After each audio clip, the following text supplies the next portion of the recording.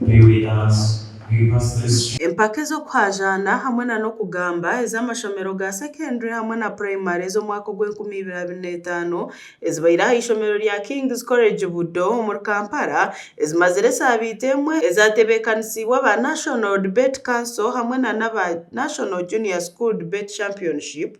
Ishomero rya Parental Junior Nursery and Primary School Bushenyi niryo ryekoreire amashomero agandi goona agayetabire omu mpaka ezi okwetooroora ihanga kandi abambara high school bakakwata ogwa kabiri omuza secondary obu barikusingwa King's College Budo. Empaka ezi zetabiremu amashomero ga secondary garikurenga 30 agarabiremu omu regions kandi na bwanyuma Mbara High School ahamwe na King's College Budo zikahika akamaririzo obu barikuhajana aha kurinda obuhangwa ahamwe na n'okuteekaho entunguuka. Side account for the fact that if you leave this land without having anything sustainable happening on it, but these human needs for housing and food still exist, the land will be utilized, just not sustainable. It is better that's because people know they need these things and they have to get them themselves, not depending on others. So na bwanyuma za primary nazo abegikurga Parental Care Nursery and Primary School nibo bahikire aha finals obu barikusinga omu mashomero 25 agetabire omu mpaka ezi kandi abegi Nkaria Ninkusima asingwire Joy hamwe n'abandi basingire omu myogo endijo nk'ey'omugambi murungi ningashi best poetry hamwe na n'ebindi. I watched some panel discussions on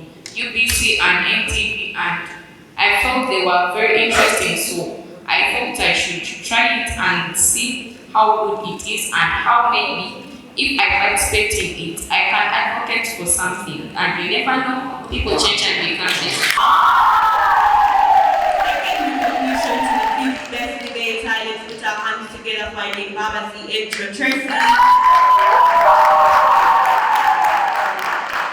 Na bwanyuma y'empaka ezi kuhendera abatebeekanisa bagira omu kashenje nikwo kurugayo na n'enchwamu obu barikworeka ngu abegi abambara high school bakwatire ogwa kabiri obu barikusingwa King's College Budo kandi bahangura n'ekyankore region.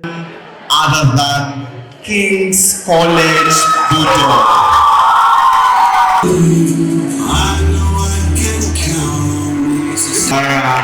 High School. Ladies and gentlemen, and this year's champion for the 13th. Na bwanyuma tugambireho n'abahanguzi okuruga omu mashomero aga batugambiraho obukodyo bakoreise okuhangura empaka ezi. N'omwaka gurikwija ntwenjera kuhiga abazire na n'ensi yona ngu obwegese buhindukire na new curriculum ehindukire neyetaaga abana kuteekateeka kandi byebe bintu bitukukora kwasa kwimisa abana bitu amusinje mulungi bakawasa kuhika ebizaamu na nyesa bakaba abantu barungi. The fear of God is the beginning of wisdom is what they told us. So to win this position, you have to trust in God. And not only that, but to also put in your hard work and experience is what led us to this victory.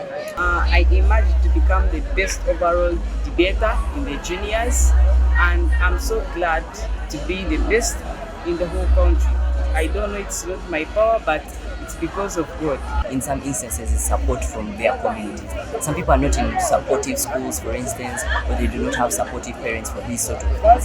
So when you take a lot of the environmental hindrances away, then learners can really exploit their inner potential, and that is very important. Obeira ali omujenyi mukuru aha mukoro ogu ori omuhwezi wa karishorisho wa government Dr. Patricia Achen Okiria hagizire ngu ebintu nk'ebi nibyo bikureta begi kujumbura ekibari hamwe na n'okukura barikurwanisa oburwenguzi omu ihanga ahamwe na n'okukura barikurinda ihanga ryabo. Transparency, accountability and anti-corruption, and I know that when you go back you're going to make a significant impact in your different schools. You're going to go with these trophies and everybody will see and know that these people went and debated and they came up with trophies. Aganda amashomero agahangwire za regions harimu St. Mary's Rushoroza na Miryango Kawempe Muslim hamwe n'agandi.